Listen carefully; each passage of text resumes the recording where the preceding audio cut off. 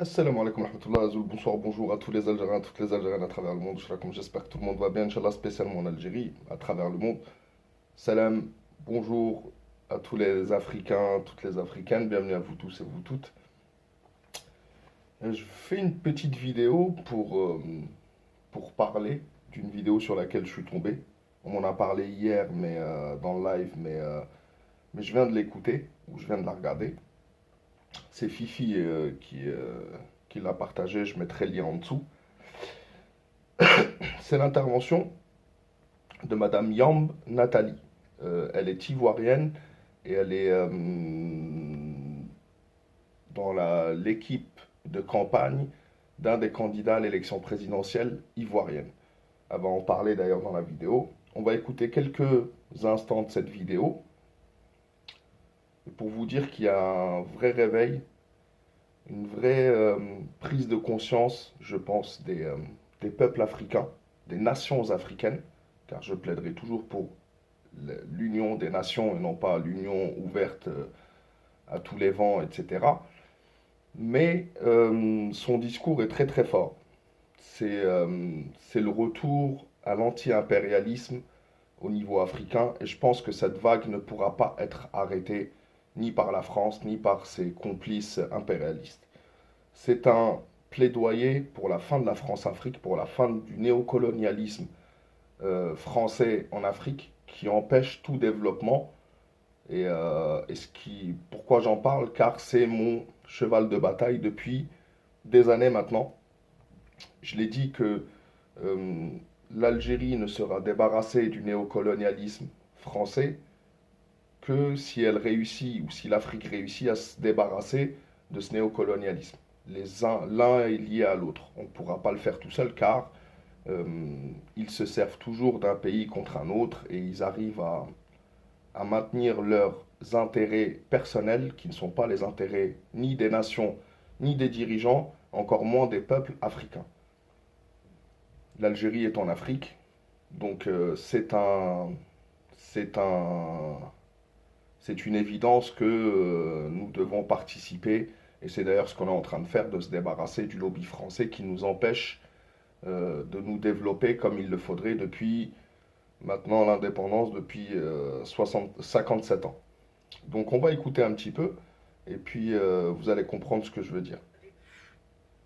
Je souhaite en premier lieu remercier les autorités russes et la Team Afrique pour m'avoir permis de venir exprimer mon point de vue, celui de mon parti et celui du professeur Mamadou Koulibaly, candidat à l'élection présidentielle de 2020 en Côte d'Ivoire sur la C'est Mamadou Koulibaly, candidat à la présidentielle de Côte d'Ivoire en 2020.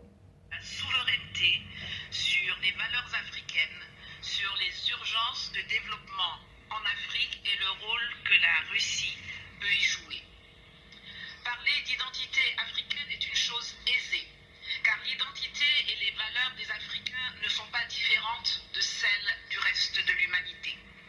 Nous avons les mêmes sentiments de solidarité, de compassion et les mêmes aspirations à la liberté, à la dignité, à la justice et à la propriété.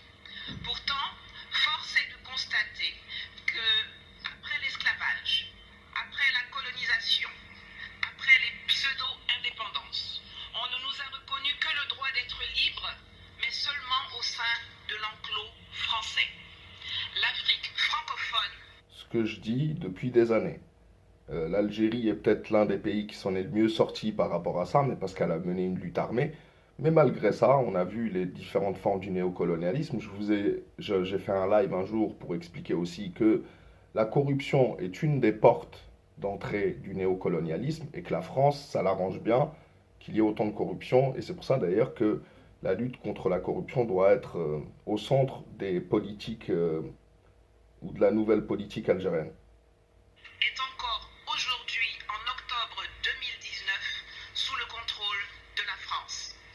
Cela remonte à 1984, lorsque les puissances coloniales se sont réunies à Berlin pour se partager l'Afrique, sans que les Africains aient leur mot à dire. L'Allemagne, l'Espagne, l'Angleterre, le Portugal ont compris depuis lors qu'il fallait sortir du de Berlin et redéfinir les contours d'une nouvelle coopération avec les pays africains. Pas la France, qui avance sans bouger, en portant des masques et qui considère toujours le continent africain comme sa propriété.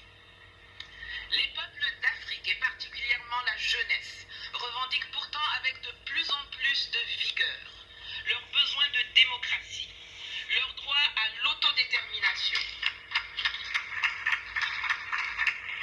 le droit de... Et le peuple sahraoui du Sahara occidental en fait partie. On sait très bien que si la colonisation perdure là-bas, c'est seulement à cause de la France. décider avec qui ils veulent commercer, avec quoi ils veulent payer ce commerce, sans qu'on les place sous la tutelle d'une ex-puissance coloniale qui se présente toujours sur la scène mondiale comme notre porte-parole et notre avocat. Nous voulons sortir du franc CFA, que Paris, avec la complicité de ses laquais africains, veut pérenniser sous l'appellation ECO et qui ne permet aucune industrialisation de l'Afrique francophone.